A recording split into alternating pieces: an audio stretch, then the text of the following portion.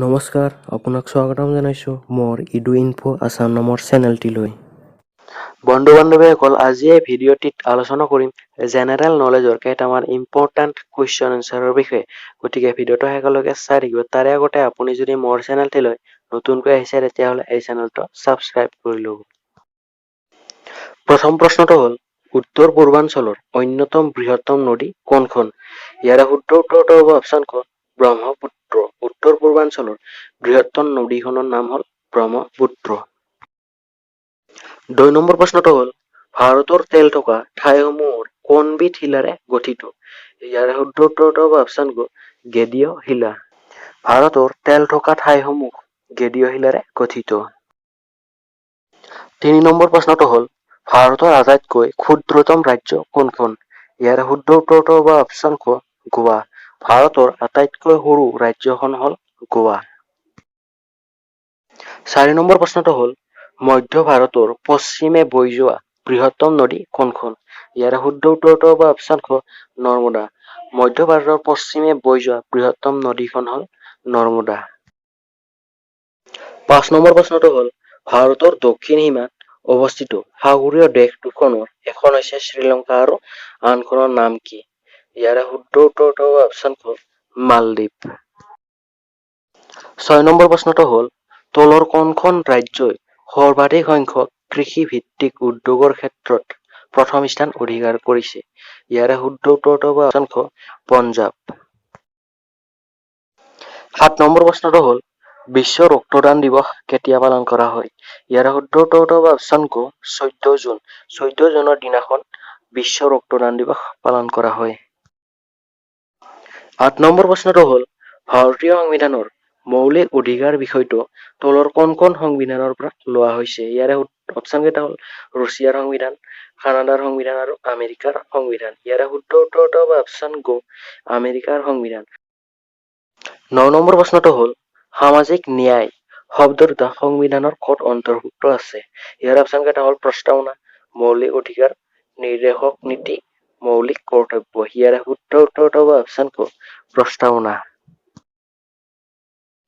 10 number প্ৰশ্নটো হ'ল, এজন ব্যক্তিয়ে নাগৰিকত্ব হেৰুৱাব পাৰে। ইয়াৰে অপশ্যন কেইটা হ'ল বিদেশৰ নাগৰিকত্ব লাভ কৰিলে, অপশ্যন ক অসৎ উপায়েৰে নাগৰিকত্ব লাভ কৰিলে, অপশ্যন ক স্বেচ্ছাই নাগৰিকত্ব ত্যাগ কৰিলে আৰু অপশ্যন ক ওপৰৰ আটাইকেইটাই শুদ্ধ। ইয়াৰে শুদ্ধ উত্তৰটো হ'ব অপশ্যন খ ওপৰৰ আটাইকেইটাই শুদ্ধ। অপশ্যন ক খ গৰ ফলত এজন ব্যক্তিয়ে নাগৰিকত্ব হেৰুৱাব পাৰে। 11 নম্বৰ প্ৰশ্নটো হ'ল, ভাৰতৰ কোনখন ৰাজ্যক মছলাৰ বাগিচা বুলি কোৱা হয়? ইয়াৰে শুদ্ধ উত্তৰটো হ'ব অপশ্যন ক কেৰেলা। কেৰেলা ৰাজ্যক মছলাৰ বাগিচা বুলি কোৱা হয়। 12 নম্বৰ প্ৰশ্নটো হ'ল, ভাৰতৰ একমাত্ৰ জাগ্ৰত আগ্নেয়গিৰি উদগীৰণ হোৱা ঠাই কোনখন? ইয়াৰে শুদ্ধ উত্তৰটো হ'ব অপশ্যন ক বেৰেন দ্বীপ। 13 নম্বৰ প্ৰশ্নটো হ'ল, তলৰ কোন কেইখন ৰাজ্যৰ চাৰিসীমা ম্যানমাৰৰ সৈতে আছে? ইয়াৰে শুদ্ধ উত্তৰটো হ'ব অপশ্যন ক মিজোৰাম, মণিপুৰ, নাগালেণ্ড আৰু অৰুণাচল।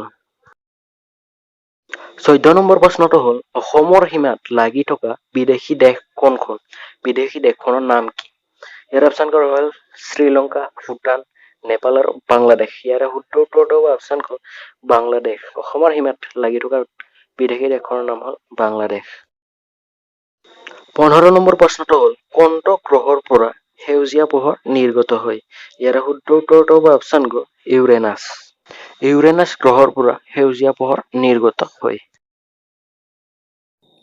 16 নম্বৰ প্ৰশ্নটো হ'ল, কোনজন কবিক সুগন্ধি কবি উপাধিৰে জনা যায়? ইয়াৰে শুদ্ধ উত্তৰটো হ'ব অপশ্যন ক হীৰেন ভট্টাচাৰ্য। হীৰেন ভট্টাচাৰ্যক সুগন্ধি কবি বুলি জনা যায়। 17 নম্বৰ প্ৰশ্নটো হ'ল, অসমৰ আটাইতকৈ সৰু ৰাষ্ট্ৰীয় উদ্যানখনৰ নাম কি? ইয়াৰে শুদ্ধ উত্তৰটো হ'ব অপশ্যন ক ওৰাং ৰাষ্ট্ৰীয় উদ্যান। অসমৰ আটাইতকৈ সৰু ৰাষ্ট্ৰীয় উদ্যানখন হ'ল ওৰাং ৰাষ্ট্ৰীয় উদ্যান। 18 নম্বৰ প্ৰশ্নটো হ'ল, ভাৰতৰ কোনখন নদীক বংগৰ দুখ বুলি জনা যায়? ইয়াৰে শুদ্ধ উত্তৰটো হ'ব অপশ্যন ক দামোদৰ নদী। দামোদৰ নদীক বংগৰ দুখ বুলি জনা যায়। 19 নম্বৰ প্ৰশ্নটো হ'ল, কেতিয়া আহোম শাসন আৰম্ভ হৈছিল? ইয়াৰে শুদ্ধ উত্তৰটো হ'ব অপশ্যন ক 1228।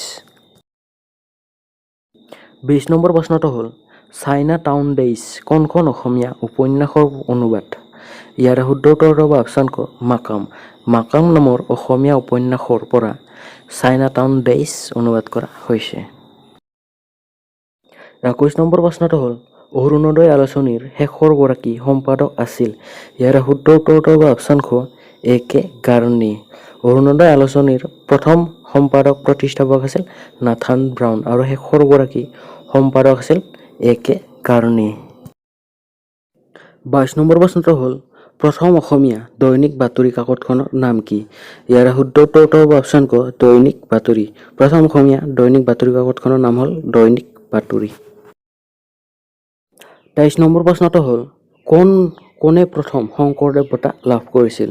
ইয়াৰে শুদ্ধ উত্তৰটো হ'ব অপশ্যন ক কীৰ্তিনাথ হাজৰিকা। কীৰ্তিনাথ হাজৰিকাই প্ৰথম শংকৰদেৱ বঁটা লাভ কৰিছিল। 24 নম্বৰ প্ৰশ্নটো হ'ল পিতা পুত্ৰ নামৰ গ্ৰন্থৰ গ্ৰন্থকাৰ কোন? ইয়াৰে শুদ্ধ উত্তৰটো হ'ব অপশ্যন খ হোমেন বৰগোহাঁই। হোমেন বৰগোহাঁয়ে পিতা পুত্ৰ নামৰ গ্ৰন্থখন ৰচনা কৰিছিল। 25 নম্বৰ প্ৰশ্নটো হ'ল প্ৰথম অসম স্বৰ্গদেউ কোন আছিল? ইয়াৰে শুদ্ধ উত্তৰটো হ'ব অপশ্যন ক চুকাফা। অসমৰ প্ৰথম স্বৰ্গদেউ আছিল চুকাফা। বন্ধু বান্ধৱীসকল ভিডিঅ'টো যদি ভাল লাগিছে তেতিয়াহ'লে লাইক কমেণ্ট কৰিব আৰু এনেকুৱা ধৰণৰ প্ৰশ্নৰ উত্তৰসমূহ পাই থাকিবলৈ এই চেনেলটো ছাবস্ক্ৰাইব কৰি ল'ব।